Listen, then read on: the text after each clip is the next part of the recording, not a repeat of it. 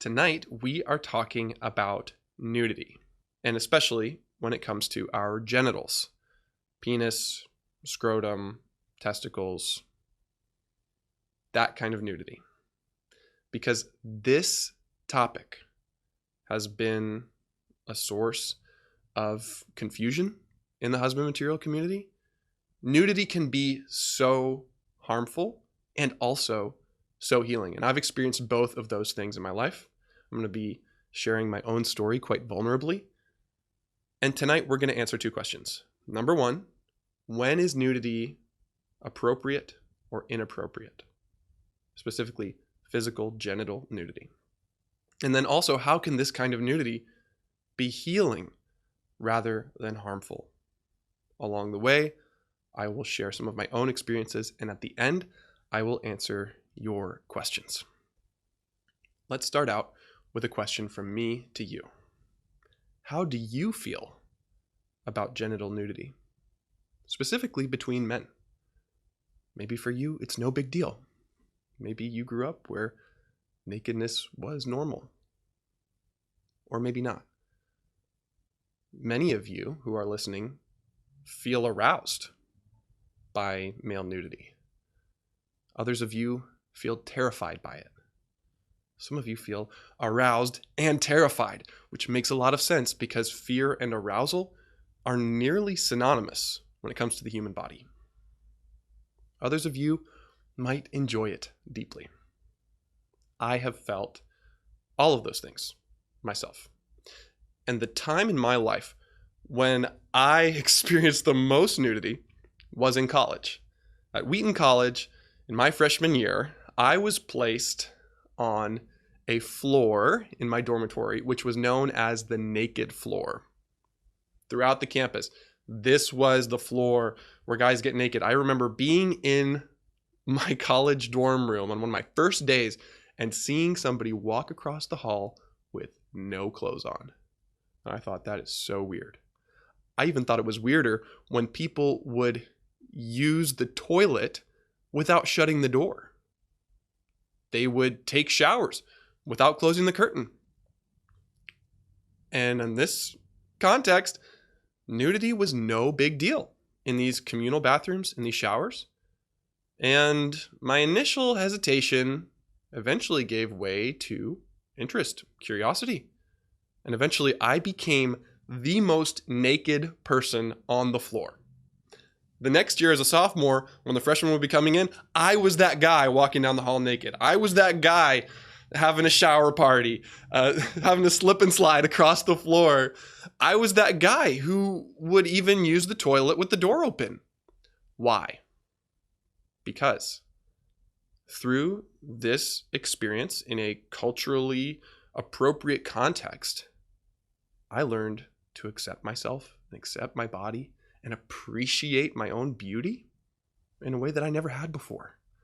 Growing up in purity culture, growing up where my parents avoided nakedness, and we didn't talk about these things. I didn't really receive any kind of affirmation, and I actually thought I was quite unattractive and ugly, especially being so tall and skinny, something that I was bullied over. Never having had a girlfriend in my life, always having been rejected. With these guys, I experienced acceptance. And in that way, the physical genital nudity that was part of my everyday life, my first 2 years of college, was normal. It was no big deal. I really did enjoy it. It wasn't arousing, really, or terrifying to me. Later, though, I realized that some aspects of it were harmful. Specifically, in my third year of college, I became an RA, meaning I was on staff and in charge of leading my floor, and I was transferred to a different floor, not the naked floor. And it was on that floor that, for the first time, I made friends who opened up to me about their same-sex attraction, and how many of them didn't really feel safe or included with this hyped up naked culture. Either they were terrified of it or aroused by it or both. And we just went on as if, hey, you got to be naked, and if you don't like it, that's your problem. It was not inclusive. In fact, it was exclusive. And looking back, I began to realize how certain members of the floor never participated, never even talked about nakedness. And how could it be that I never met a single person who opened up about same-sex attraction on the naked floor, and then I got off the naked floor, and all of a sudden I have 5 different friends who are talking about it? Eventually I realized, there needs to be a boundary. In fact, there need to be multiple boundaries around nakedness because it's not always safe. And I remember a specific shower party where someone touched me in a way that felt uncomfortable, that felt unsafe. And eventually, after I graduated college, I realized that some of my proclivities for nakedness were a little bit more than just healing. When I got into my own apartment, I realized that there was a rush of excitement and adrenaline that would go through my body while I would be walking in front of a window facing out toward the street without wearing any clothes on. And this was around the same time that I began to get curious about why do certain things arouse me? And eventually it hit me that part of the reason I was drawn to nakedness came from my own trauma. Some of you have already heard about the story about when I was a middle school boy, and while playing a game of beach volleyball at summer camp, my own scrotum and penis was exposed. There was a huge hole in the crotch of my pants without me knowing it. And when I discovered it, I crumpled to the ground in shame and humiliation. What was happening there later on, as I was aroused by this nudity, is it was my turn to take pride in my body, where I felt so ashamed, where I felt so humiliated. And I began to realize, oh my gosh, underneath this arousal, there's a little boy who needs to be loved. And in fact, he needs to be clothed. And from that point on, I gained the self-respect to cover myself when walking, even through my own house, in a place where someone might see me. Where before it was arousing, now it had lost its power because I realized it was a reenactment of the past and an attempt at reversal. So that's a little bit technical, that's a little bit deep. But I've also had incredibly beautiful experiences of nudity. For example, at my bachelor party, before I got married, 18 of my friends took me to the edge of Lake Michigan on the sand dunes in Indiana. And at the end of a wonderful, memorable game of Ultimate Frisbee, we jumped into the 50-degree water of the lake, and I just took off my clothes spontaneously, and it was glorious. And some of my friends did too, and I will never forget that moment. It wasn't like we calculated and planned and thought, okay, we're going to do it this way, and here's our purpose for nudity. No, it was just natural. It was just normal. It was a part of life in a culturally appropriate context. So now I would like to teach a little bit about when is it appropriate and when it's not, particularly for men who are outgrowing pornography. And knowing that a large portion of you all who are listening to this are also experiencing same-sex attraction. When is it okay to be naked, first of all, with the opposite sex? I believe full physical genital nudity with the opposite sex is appropriate in marriage with a woman who you're married to, and sometimes with family. For example, with my daughter who's 4 years old, our approach to that is beginning to change a little bit.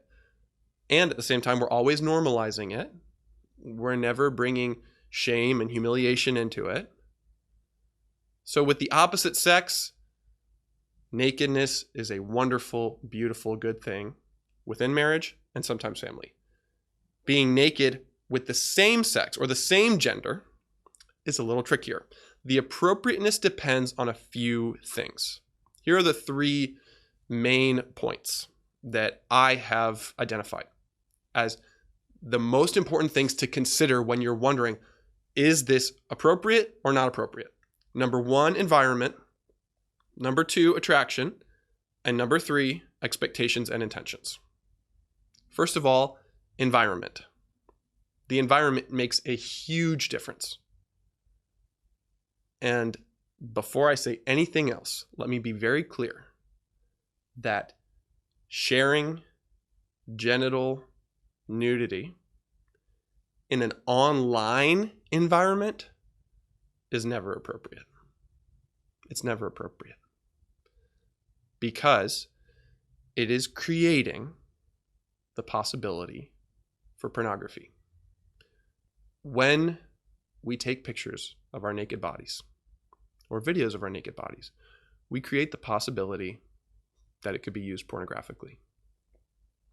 I've thought through all the options. I've thought through many, many scenarios, even between married people. And I still believe that taking pictures of your private parts is not okay. Now, maybe there are exceptions in the world of art or in different contexts, but I don't think any of them apply to us, especially for men who are outgrowing porn. If you're outgrowing porn, one of the things that you need to keep as a boundary is not to show or view nakedness online with the same sex, with the opposite sex. Now, when we are in person, a lot depends on the cultural context. You know, there are some places around the world where for women to show their breasts is not a big deal at all. It's just a part of life. And there are other cultural contexts where for women to show their knees is scandalous. It's like for us, in my culture in the United States, for a woman to show her knees is no big deal, but for her to show her breasts is a very big deal. We have to pay attention to the cultural nuances. And there are different cultures where nakedness can be a part of the culture. And I think there's value in joining a cultural environment where nudity is more acceptable. For example, in certain types of saunas or beaches around the world. For me, the sand dunes of Lake Michigan with the men from my bachelor party and nobody else around was a perfect cultural context. At my bachelor party, it wasn't like our goal was to go get naked in Lake Michigan. No, the goal was to have a bachelor party, and that was an aspect of it. Another aspect to consider about the environment is the size of the group, because I think safety, when it comes to nudity, safety increases with the size of the group. So if it's just you and one other guy, that's going to be a higher risk than you and 3 other guys. Which leads me to my second point. Another aspect to consider is attraction. When it comes to nudity, it's important to consider attraction because I think nudity is much safer when you're in a group that includes men who are not same-sex attracted. Men who, for example, are mostly opposite-sex attracted, which is me. I identify as an opposite-sex attracted man. And I have a pretty good gut instinct of what's normal, what's not normal, what feels off. And a lot of guys who deal with same-sex attraction need a little bit of help in understanding what's okay, what's not okay. And my understanding of the longings and desires behind being naked together is oftentimes it's not actually to objectify another man, it's just to become one of the guys. So actually it can be a more helpful experience if it's a bunch of straight guys. I think even if there's only one member of a group who's not same-sex attracted, that can be a helpful safety valve. In any case, when you're having experiences of nudity, beware of voyeurism and exhibitionism. Voyeurism involves looking at someone else in a lustful way, sexually objectifying them. Exhibitionism is flaunting my body, which is basically what I was doing when I was walking in front of my window, showing my naked body to the outside world. That's a form of exhibitionism. If you know someone who has struggled historically with voyeurism or exhibitionism, be aware of that. Talk about it. If you're gonna be in a context where you're gonna be naked with this person, maybe in a locker room or a sauna or swimming in Lake Michigan or in a hot tub, like, you got to be aware of what their struggles are. And you also got to be aware that people might not always be honest about what their struggles are. And if something feels like it's edging on voyeurism or exhibitionism, either for you or for another guy who you're with, bring it up, engage conflict, and if necessary, remove yourself from the situation. The last thing that I want to say about deciding whether it's appropriate or inappropriate to be naked with other men is expectations and intentions. I don't know how this idea got started, but there are some people who have the idea that healthy male nudity can act as a cure for same-sex attraction or for attachment to pornography. And that's just not true. Nudity itself is not the cure. And I believe it should not be the focus. In healthy, normal, appropriate nudity, we're not adoring each other's penises. That's not part of it. It's just enjoying the experience of being together in an embodied way. It's simply affirming and approving of one another as entire people, not objectifying, not limiting one part of us, but becoming spiritually, emotionally, physically visible. It's about friendship. Friendship should be the focus, not nudity itself. Another guideline, nudity should never be forced, and it should never feel forced. If you are feeling any kind of pressure from a group or from an individual, that is a warning sign. That is a red flag. Lastly, nudity should not be a secret. If someone's asking you to keep a secret or to keep a naked experience secret, that is part of an addictive cycle. That is often part of an abusive system. If it needs to be kept a secret, it's probably not appropriate. So, as you're considering possible naked experiences with the opposite sex, remember to consider your environment, to consider the attractions of the individuals involved, and the expectations and intentions that you're bringing into it. And by the way, I am not saying that if you're same-sex attracted, that means you cannot have a healthy experience of nudity. Not at all. What I'm saying is, if you are in a one-on-one scenario with another man and both of you have same-sex attraction, that is a setup, that is a high-risk situation, and you don't want to put yourself in that situation. You want to put yourself in a situation that will maximize both freedom and safety. That is how nudity can lead to healing rather than harm. When you can be in a safe place and know that you have some freedom, that you can be yourself, that you can just enjoy it. That's what we're going for here. What does it take for nudity to be healing rather than harmful? I did a little bit of reading on this at my recent silent retreat. I read a book called That Famous Fig Leaf by Chad W. Thompson. It's about uncovering the holiness of our bodies. And I love that. I love the way that he frames our bodies as holy. A lot of the book is really just biology and theology, just worshiping God for the amazing way that he created our bodies. He says, our bodies aren't perfect, but they are holy. He says, nothing that God created is the source of our human temptation. To the contrary, the human body is the crown of God's creation, consummated by his declaration that it was good. That God's people and the culture at large are unable to view the body without sinning is not an indictment of the body itself, but of the immaturity of the postmodern evangelical mind. Much of the book is addressing our attitudes towards our bodies, and it's very helpful in that regard. The part that I want to focus on is what Chad says about some of his personal experiences and how nudity has played a positive role in helping him heal, even from unwanted attachment to pornography. When Chad Thompson was using pornography, he said, "I wasn't interested in watching sex acts.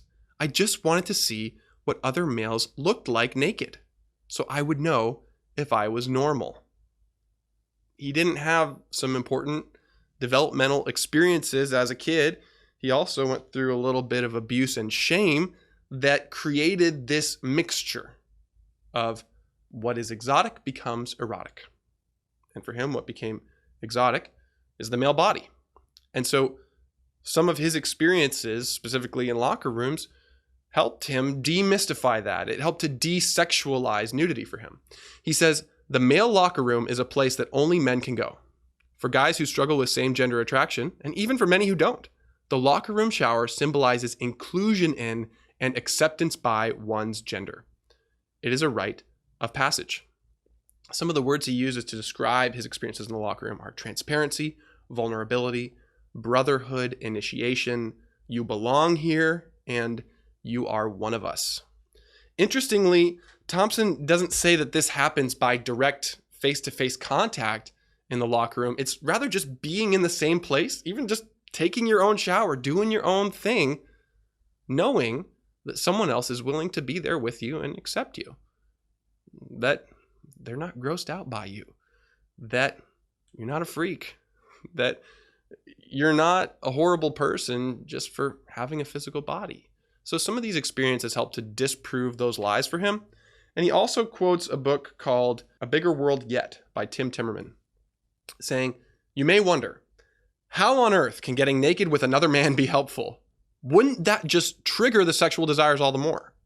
Men who have difficulty seeing themselves as men need to learn to self-identify as being part of the brotherhood in often the most basic of contexts. Their bodies, that all men have the same equipment, and they are an equal and the same as their gender mates. The nudity that has been healing to these men is far from erotic and is always in a brotherly context, free from sexual overtones. It is an inclusion of being one of the guys that this community of men has felt so estranged from." So let me be very clear here. Appropriate nudity is normal and good, just like sex. Way, way back in the beginning, in the Garden of Eden, when it was just a man and a woman and God. They were naked and they were unashamed. There was freedom and there was safety. That is life on earth as it is in heaven.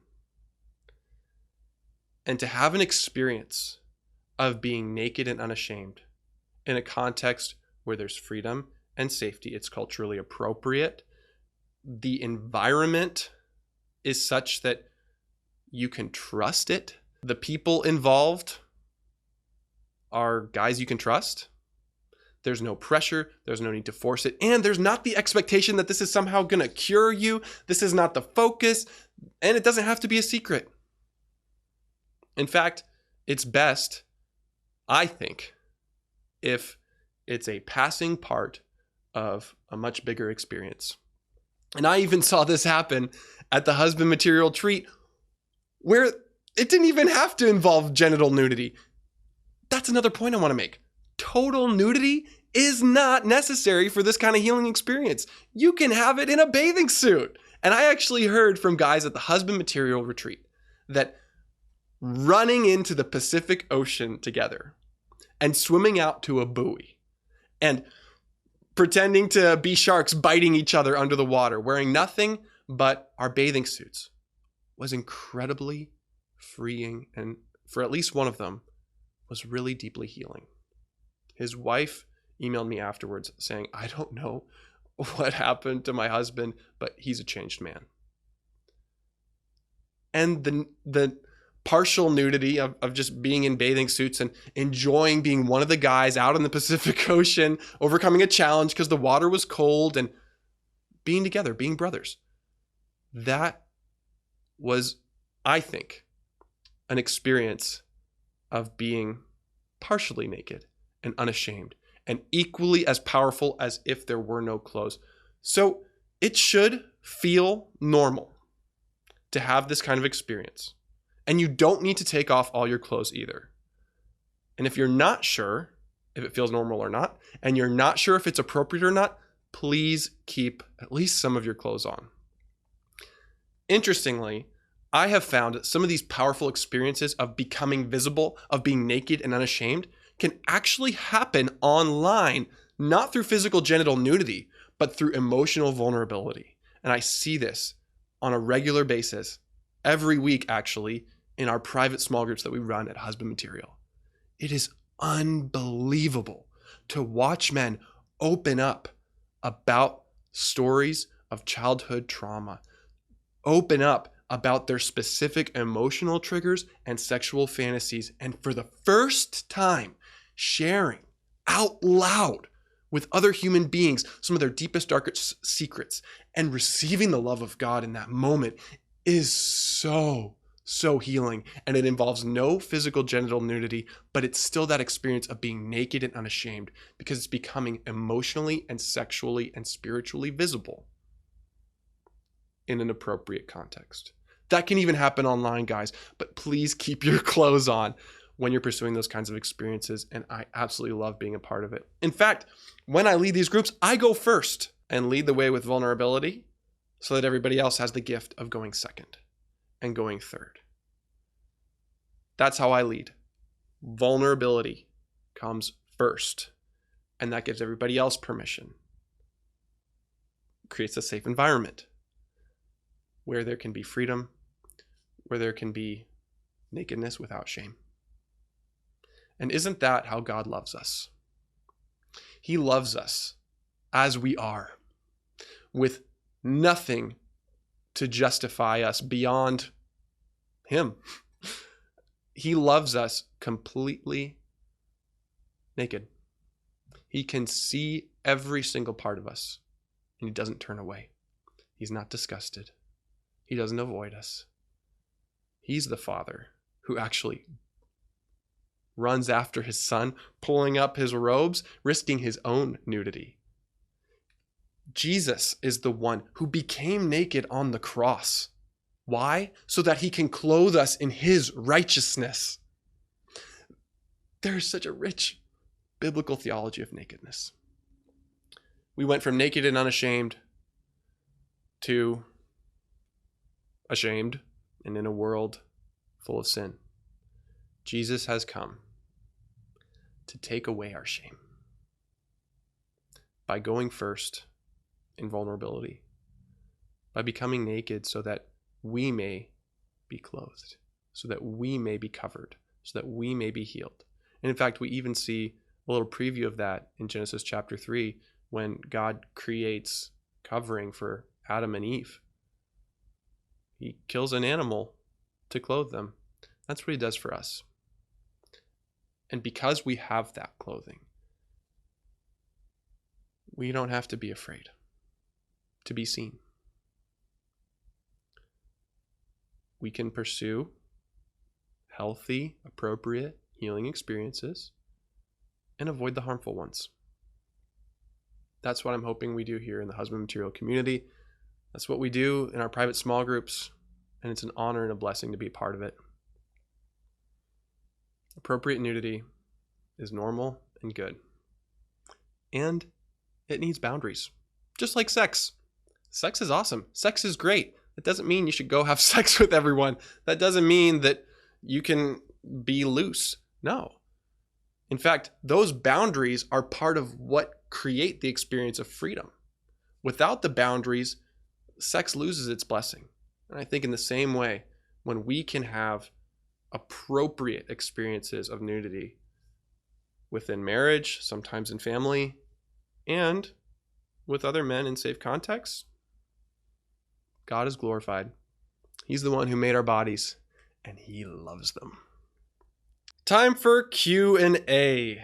First question comes from Jack, asking, what is your opinion of a group of men getting together for platonic nudity, say, for example, in a hot tub, or just to sit around naked with each other? I've done that. It's great. Remember to check your expectations and intentions for this kind of interaction.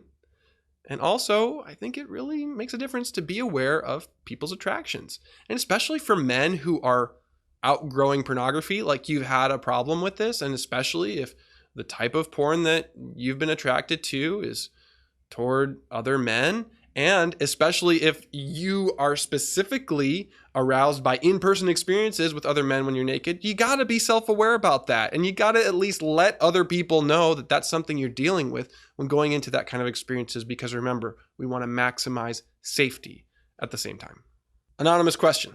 Even though I have gotten more comfortable being in locker rooms and spas, sometimes I still feel like my desire is not met because I have no connection or relationship to the men I am nude with in healthy ways. And this contributes to my SSA struggles.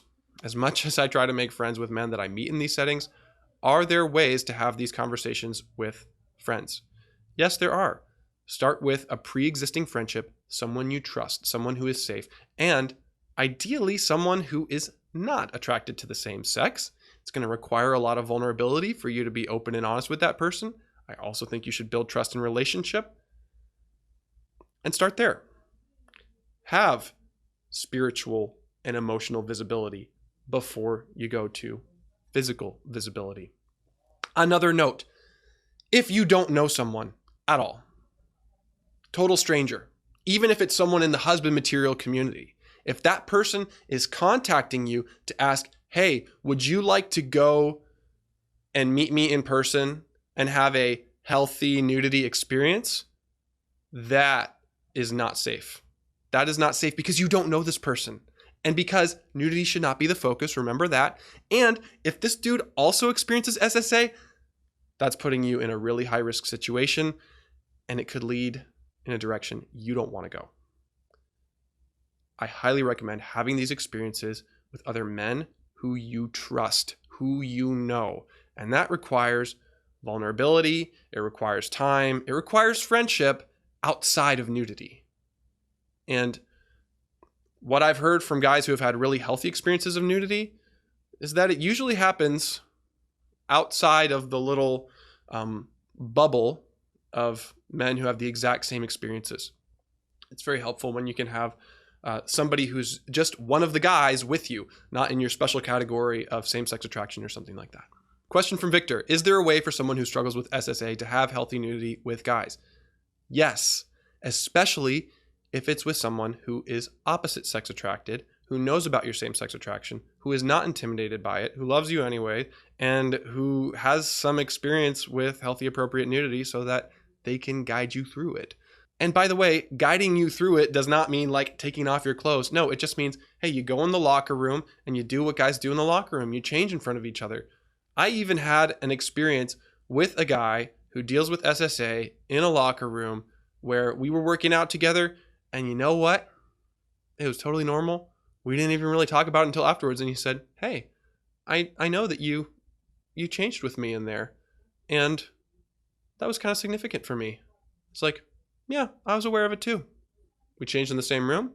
It wasn't sexual for him. It wasn't sexual for me. And I was paying attention to my gut the entire time. And if something felt off, if something felt weird, and if I began to get those warning signs of voyeurism or exhibitionism, then I would have brought it up. I would have put my towel on.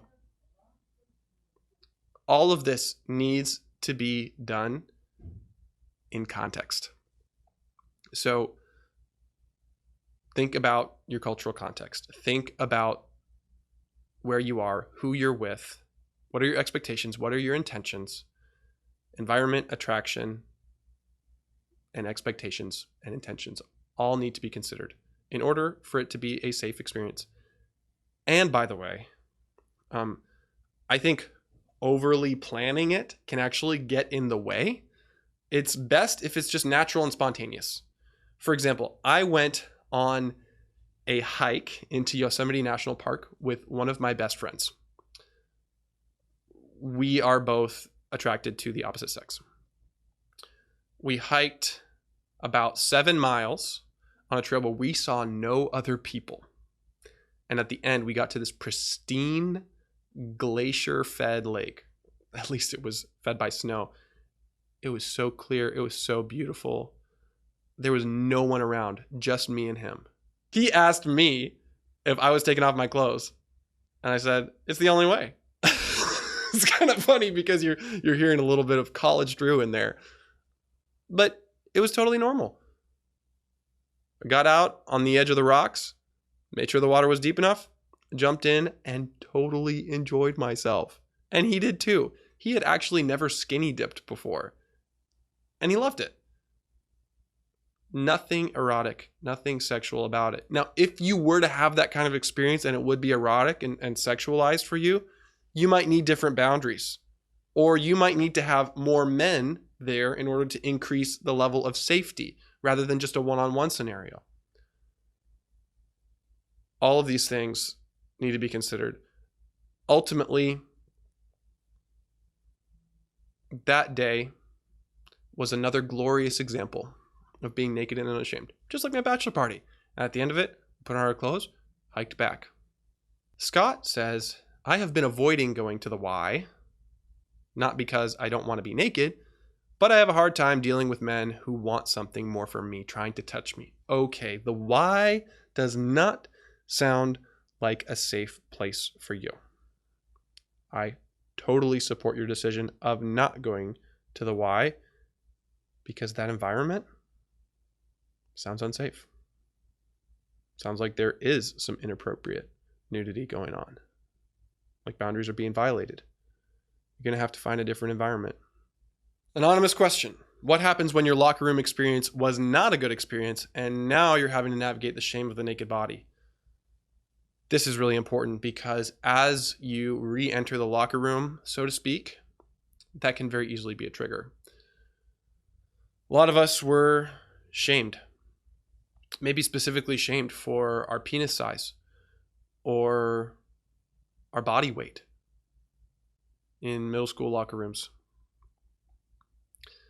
I think the goal of healing is not to avoid these kinds of triggers, but rather to have a redemptive experience, which can ultimately lead to greater wholeness.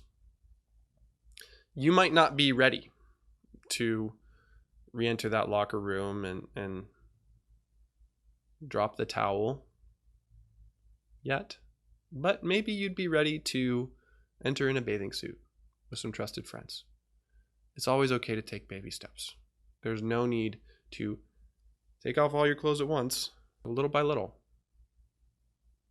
There's no pressure. Remember, if it feels forced, that's a warning sign.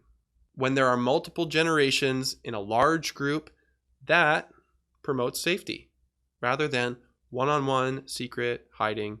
You get the idea. David says, I've reckoned with my tendencies toward voyeurism and exhibitionism. My earliest trauma was being forcibly exposed repeatedly in front of family members at the hand of my father. My question is, at the Korean spa, it has had a number of gay men who are cruising. How to navigate the setting is my concern. I would appreciate any recommendations. I feel violated if I am oogled by someone, yet this seems to be the best alternative for spending time with friends. Man, my heart hurts for you. It is so not okay for you to be oogled by someone. In fact, I think that's a form of sexual abuse. It's a form of objectification, of violating boundaries, and you don't even need to talk to someone or verify what their intentions are to feel in your gut that this is not safe. When you're in those situations, I think it's absolutely vital to get out of there, cover yourself. Don't allow someone to treat you that way. And yet at the same time, it sounds like the Korean spa has been a place of healing.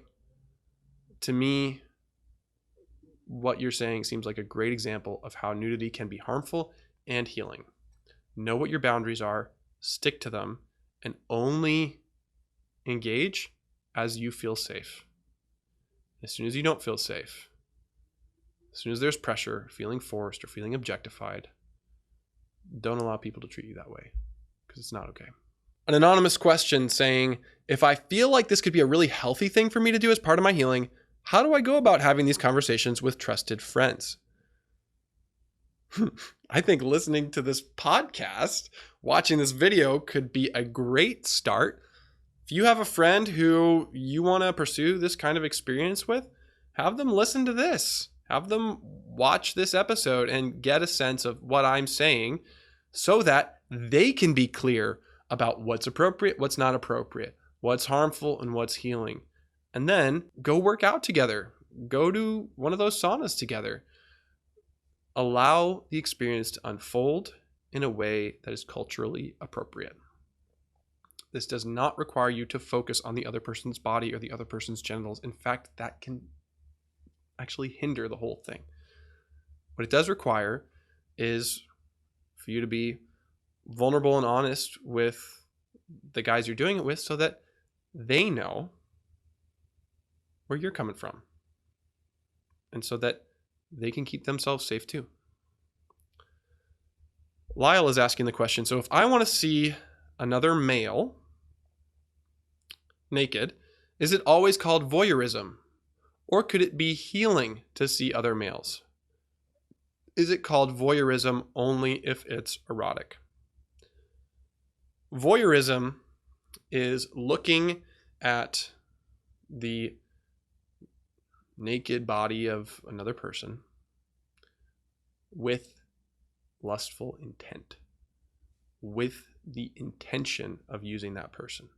So, for example, you could be cruising on Google Images, looking for someone who turns you on sexually. That's a form of voyeurism. I think in many ways, using pornography amounts to voyeurism. It comes down to intent. So, if you want to see another male naked, ask the question, why? Be very clear about your intentions, about your expectations. Remember, this is not a cure for anything. What it can do is allow you to have a redemptive experience, vulnerability, brotherhood, initiation. You belong here. You're one of us. And that's a good thing. That's a beautiful thing. Nathan says, I canceled my gym membership because I couldn't follow the 3 guidelines you taught on. How do I safely be in locker rooms without white knuckling it the whole time? I love that question because in many ways, that is the whole purpose of why husband material exists, to allow you to experience freedom and healing without fighting the frustrating, exhausting battle against your sexuality. That's purity culture. White knuckling it. Fighting the battle for purity. The military mindset, which I've talked about in other episodes. Ultimately, rather than fighting against our sexuality, what we do here at Husband Material and in Husband Material Academy is help you embrace your sexuality, even if you're a single person. The whole idea of outgrowing porn rather than simply avoiding it means that you're able to bless your desires. You're able to bless the boy within you, the part of you that never grew up, the part of us that tends to sexualize other people and that gets triggered and that fantasizes is not the mature adult part of us. It's a young boy. It's the inner child. When we can learn to love that inner child and help him grow up into a sexually, emotionally, spiritually mature man of God, then you don't have to white knuckle it. I like to say that porn is a pacifier because have you ever seen a kid like try really, really hard to white knuckle it and fight against a pacifier? No, they just grow to the point that they drop it and they don't need it anymore. That is true freedom. That is true healing. That is what it looks like to outgrow porn. You understand what this pacifier was doing for you, and you find a way to get that. That's deeply fulfilling. It's healthy. That's mature. Without white knuckling it the whole time, stop fighting the battle for purity and learn how to outgrow porn. That's what Husband Material is here to help you do. Ron says, as always, I really appreciate. Do you believe that arousal from exhibitionism or thoughts and fantasies of exhibitionism can ever be healthy? For example, my wife and I have both gotten aroused by the idea of having sex in a semi-public place or an environment that is unconventional or somewhat taboo.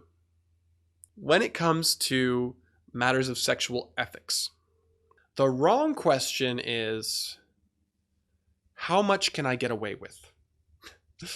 How close can I get to the line without crossing it? Yes, that can be very arousing because breaking the rules and being naughty can have a very sexually arousing effect. The right question is, who am I becoming in this behavior? What is the result of this behavior on my relationship, on who I am, on other people? And how does that fit in with God's purposes? I think when we ask those questions, some of the details fall into place. If having sex in a semi-public place comes at the expense of others' comfort and safety, it is not holy or redemptive, no matter how much it turns my wife and I on. Yeah, that does seem like a pretty good rule of thumb. Jay says, I've had a few good and healthy healing nudity experiences. How can I remember my experiences without dwelling on them? Loneliness can make me want to remember the experience, but that doesn't feel healthy, like the actual experience. I've always felt blessed by the few healthy experiences I've had, but they don't come often. What a great example. God gave us imaginations so that he could light them up with glory and beauty and truth. And just like the guidelines I gave for this, I think part of it comes back to intentions and expectations. What am I trying to get out of this by remembering them? Am I savoring the goodness of God and thanking him for it? Or is it coming from a place of self-pity? Is it coming from a place of envy? Is it coming from a place of depression? I try to check in with the person, and sometimes we pray. Sometimes we laugh and talk about the memories together. What a great example of these memories leading you closer to God, leading you closer to your brother in Christ, and ultimately resulting in worship. I think that's a great example. Thank you, Darren. Guys, thank you so much for being here. And if you have further thoughts or questions, please post them in the Husband Material community and we can continue the conversation. Always remember, you are God's beloved son, and in you, he is well pleased.